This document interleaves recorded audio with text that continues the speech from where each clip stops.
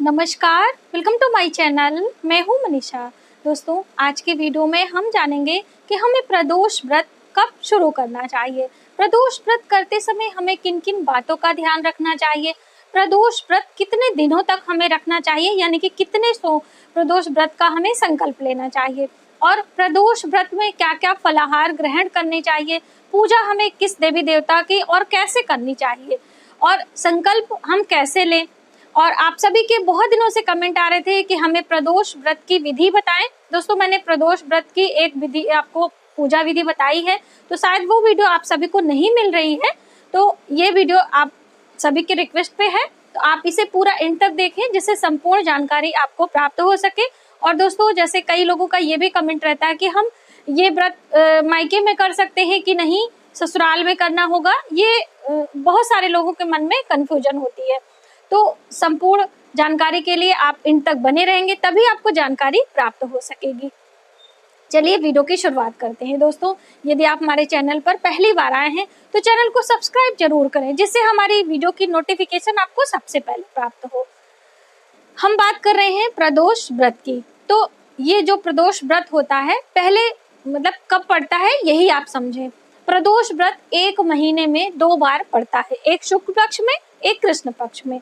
और हिंदी कैलेंडर के अनुसार 13वीं तिथि यानी कि त्रयोदशी को प्रदोष व्रत किया जाता है। कभी कभी द्वादशी तिथि पर पड़ जाता है, क्योंकि जैसे कि एकादशी व्रत हुआ या फिर पूर्णिमा व्रत हुआ 2 दिनों का होता है, तो ये भी ज्यादातर 2 दिनों का हो जाता है। लेकिन हमें जब संध्या काल के समय त्रयोदशी तिथि प्राप्त होती है, उसी व्रत का मान्य करना चाहिए। प्रदोष व्रत भगवान भोलेनाथ के नाम समर्पित है, उन्हीं के लिए हम व्रत करते हैं, और सभी मनोकामना पूर्ति के लिए ये व्रत किया जाता है। सांसारिक दुखों से छुटकारा पाने के लिए प्रदोष व्रत करना चाहिए। प्रदोष व्रत में भगवान भोलेनाथ की प्रतिमा या फिर शिवलिंग या फिर उनके परिवार की पूजा करते हैं। भगवान भोलेनाथ की पूजा करने से हमें चंद्र देवता के आशीर्वाद, माता गंगा का आशीर्वाद और भगवान भोलेनाथ के पूरे परिवार यानी कि भगवान भोलेनाथ के पुत्र गणेश, कार्तिकेय और माता पार्वती, उनकी अर्धांगिनी, तो इन सभी का आशीर्वाद हमें प्राप्त होता है, तो हमारी मनोकामनाएं बहुत जल्द पूर्ण होती हैं। भगवान भोलेनाथ के मस्तक पर चंद्रमा विराजमान होते हैं और उनकी जटाओं में माँ गंगा। तो यदि आपके बर्थ चार्ट में कुंडली में चंद्र ग्रह कमजोर है, तो भी आपको प्रदोष व्रत में भगवान भोलेनाथ की पूजा करके अपने चंद्र ग्रह को बलि कर सकते हैं। चंद्र ग्रह को बलि करने के लिए हमें चांदी अथवा दूध का दान करना चाहिए और जल का अधिक से अधिक दान करना चाहिए, और अपने माता से संबंध अच्छे बना के रखना चाहिए, क्योंकि कहीं ना कहीं माता को भी चंद्र ग्रह से जोड़ के देखा जाता है। तो इन सभी बातों का आपको ध्यान रखना चाहिए। अब हमें प्रदोष व्रत कब से शुरू करना चाहिए, तो जैसे कि सप्ताह के 7 दिन होते हैं, ठीक है, तो अलग अलग दिनों की अलग अलग मान्यता बताई गई है। वैसे यदि आप सावन में शुरुआत करना चाहते हैं तो आप किसी भी दिन से कर सकते हैं, जब भी प्रदोष पड़ता है आप इसकी शुरुआत करें। अभी हम अलग अलग दिनों की अलग अलग महत्वता बताते हैं दोस्तों, और इसे आपको 1 वर्ष तक पूरा संकल्प लेना चाहिए, या फिर कम से कम आप रखना चाहते हैं तो 11 प्रदोष व्रत आप रखें, क्योंकि अलग अलग दिनों में महत्वता के कारण जब आप अलग अलग दिन यानी कि 11 प्रदोष व्रत करेंगे, तो ये दिन सभी एक एक करके आते जाते हैं और उन दिनों की जो है कृपा आशीर्वाद आपको प्राप्त होता है। अब हम आते हैं कि हमें जो सोमवार से लेके पूरा 7 दिनों का व्रत है, वो कौन कौन से मनोकामना पूर्ति के लिए है वो भी हम जानते हैं। तो हम बात करेंगे सोम प्रदोष की। सोमवार के दिन जो प्रदोष पड़ता है, त्रयोदशी तिथि पड़ती है, उसे सोम प्रदोष कहा जाता है। सोम प्रदोष व्रत करने से हमारी सभी मनोकामनाएं पूर्ण होती हैं। किसी भी विशेष मनोकामना के लिए यदि आप इस व्रत का संकल्प लेते हैं तो भी आपके लिए बहुत ही शुभ माना जाता है।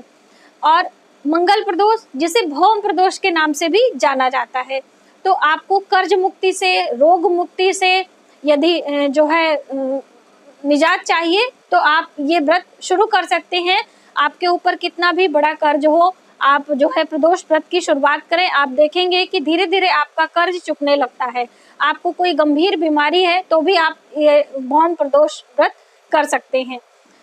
जो है बुद्ध प्रदोष व्रत करने से हमारी बुद्धि का विकास होता है, हमें ज्ञान की प्राप्ति होती है, हमारा जो विद्या अर्जन का जो है वो होता है वो काफी स्ट्रांग हो जाता है। यानी कि बच्चों के लिए यदि आप रखना चाहते हैं संतान की विद्या बुद्धि के लिए तो आप रख सकते हैं। वैसे विद्या और बुद्धि हर क्षेत्र में हर उम्र के लोगों को आवश्यकता पड़ती है, तो इसलिए विद्या बुद्धि की प्राप्ति के लिए बुद्ध प्रदोष का व्रत किया जाता है।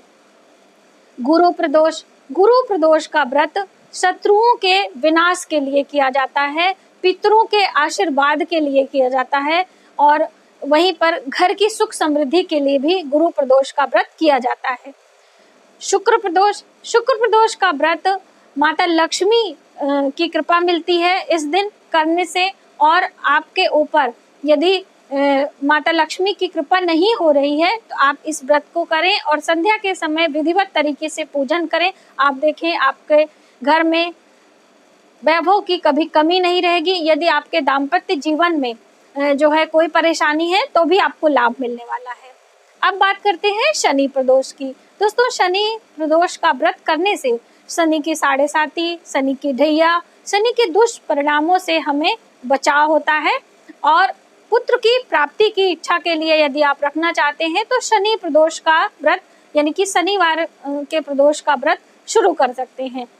और यदि आप शनि के किसी भी, जैसे कि शनि देवता के गुरु भगवान शिव को माना जाता है, तो यदि आप गुरु और शिष्य की पूजा एक साथ करते हैं तो भी आपके बहुत सारे काम बनने लगते हैं। इस तरह से अलग अलग दिनों की है। दोस्तों, रवि प्रदोष जिसे जो है भानु प्रदोष के नाम से भी जाना जाता है, अपने आरोग्यता के लिए, उत्तम स्वास्थ्य के लिए और जो है दीर्घ आयु की प्राप्ति के लिए रवि प्रदोष यानी कि भानु प्रदोष का व्रत किया जाता है। इस तरह से 7 दिनों में अलग अलग प्रदोष की महत्वता बताई गई है। तो यदि आप एक वर्ष का संकल्प लेते हैं तो ये 7 दिन आते हैं। 7 जो है दिनों की जो है महत्वता, उसकी महिमा आपको मैंने बताई दी है, तो वो कृपा आपको प्राप्त होती है। और जो हमारे 27 नक्षत्र होते हैं वो भी आपको उनसे भी जो आपको इधर उधर की जो परेशानी होती है, जो कि कुंडली से आकलन करके पता चलता है, वो भी आपके समाप्त होते हैं। तो आप एक वर्ष का संकल्प आप ले ही लें, ठीक है। अब आपने व्रत का संकल्प ले लिया तो आपको फलाहार क्या ग्रहण करना है वो आता है बात। तो फलाहार में सबसे पहला नियम है कि आपको निर्जला व्रत करना चाहिए, यानी कि जिसमें आप ना ही कोई आहार, फल, जल कुछ भी नहीं ले। संध्या के समय पूजन करने के बाद प्रदोष काल में उसके उपरांत आप कोई जल फल ले सकते हैं, इसे निर्जला व्रत कहा जाता है। और दोस्तों, यदि आप इस तरह से नहीं कर सकते हैं तो आप सुबह पूजन करने के उपरांत जल फल लें, उसके बाद फिर आप बीच में कुछ न लें। संध्या के पूजन के उपरांत फिर आप जल फल ले सकते हैं 2 बारी।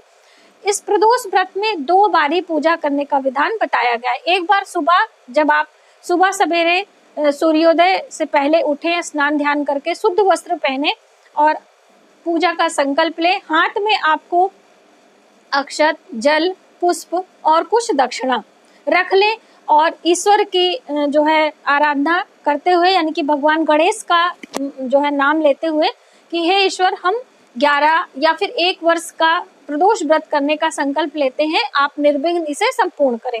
इस तरह से करके, आपको कोई मंत्र नहीं आता, आप साधारण तरीके से करें और वहां पे आप भगवान के चरणों में इसे रख दें। अब आप चाहें तो अलग से चौकी बिछा के पूजन कर सकते हैं, या फिर आप जहाँ पर पूजा मंदिर है वहां पर भी एक जो है पात्र में सभी चीजें भगवान को अर्पित कर सकते हैं। भगवान के पूजन में आपको जो है जो जरूर लेना है, इसके बिना आपका पूजा अधूरा रहता है, उसमें गंगा जल, कच्चा दूध और जो है भगवान के प्रिय पुष्प और उनके जो है फल। तो जैसे फलों में धतूरा का फल उन्हें बहुत प्रिय है, उन्हें आप अर्पित करें। पुष्पों में सफेद पुष्प भगवान शिव को अधिक प्रिय होते हैं, या फिर आकड़े का पौधा जिसे मदार भी कहीं कहीं कहते हैं, उसकी माला आप बना सकते हैं, या मार्केट में बनी बनाई मिलती है वो भी आप ले सकते हैं। धतूरे के पुष्प भी भगवान शिव को बहुत ही प्रिय है, ये आप चढ़ा सकते हैं। और भांग भगवान शिव को, और भस्म, भांग और भस्म के बिना आपकी पूजा अधूरी मानी जाती है, तो ये सभी चीजें आप चढ़ाएं। और माता पार्वती के लिए भी आप श्रृंगार की वस्तुएं, हल्दी कुमकुम से माँ की पूजा करें और दूध से बनी मिठाइयों का आप भोग लगाएं। तो ये आपको पूजा विधि है और सूक्ष्म तरीके से मैंने आपको बताया है, इस तरह से आप करें। और कई बहनों का कमेंट आता है कि जैसे पहले दिन आपने श्रृंगार की कोई वस्तुएं चढ़ाई हैं और आपने चौकी पर जो कपड़े वगैरह बिछाएं, फिर अगले प्रदोष में आप कौन सा चढ़ाएं, क्या करें। तो कपड़े आप धो के साफ कर लें, उसे ही इस्तेमाल कर लें और श्रृंगार की वस्तुएं आप अलग उठा के रख दें। जब आप उद्यापन करेंगी तो वो सभी सामग्री आप उद्यापन में ब्राह्मण को दे सकती हैं। और जब आपका पूरा संकल्प पूर्ण हो जाए तभी आपको उद्यापन करना चाहिए, ठीक है। जैसे आपने 1 वर्ष का किया है तो 1 वर्ष में जितने भी प्रदोष आते हैं सभी आपको प्रदोष व्रत करने हैं। और फिर जब आपका 1 वर्ष संपूर्ण हो जाता है तो दूसरा वर्ष जब स्टार्ट हो तो पहले ही प्रदोष का आप उद्यापन करें दिन में, और फिर ब्राह्मणों को दान पुण्य करके आप संध्या के समय भोजन कर सकते हैं जो आपने बनाया है। भोजन में पहले मीठा आहार आपको ब्राह्मणों को खिलाना चाहिए, उसके बाद सभी भोजन जो है खिला सकते हैं। सात्विक भोजन होना चाहिए, लहसुन प्याज का इस्तेमाल आप ना करें। उद्यापन में आपको दान करने के लिए 1.25 मीटर सफेद कपड़े में 1.25 किलो या 5.25 किलो सफेद चावल, 1.25 लीटर दूध, एक चांदी का कोई भी चौकोर टुकड़ा या फिर चांदी का सिक्का, जनेऊ, सफेद पुष्प और पुष्पों की माला और सफेद दूध से बनी मिठाइयाँ, इस तरह की चीजें आप दान में कर सकते हैं, जिससे आपके जो व्रत आपने किया है वह संपूर्ण माना जाता है। और दोस्तों इस दिन आप जब भी व्रत रखें तो कोई भी चोरी चुगली, किसी की निंदा, यानी कि कितने भी जो अनैतिक कार्य होते हैं उसको करने से आप बचें।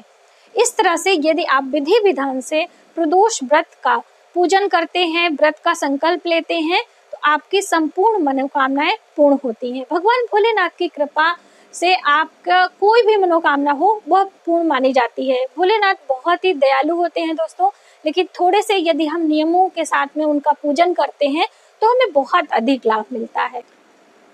तो आपने जाना कि हमें प्रदोष व्रत कैसे करना चाहिए।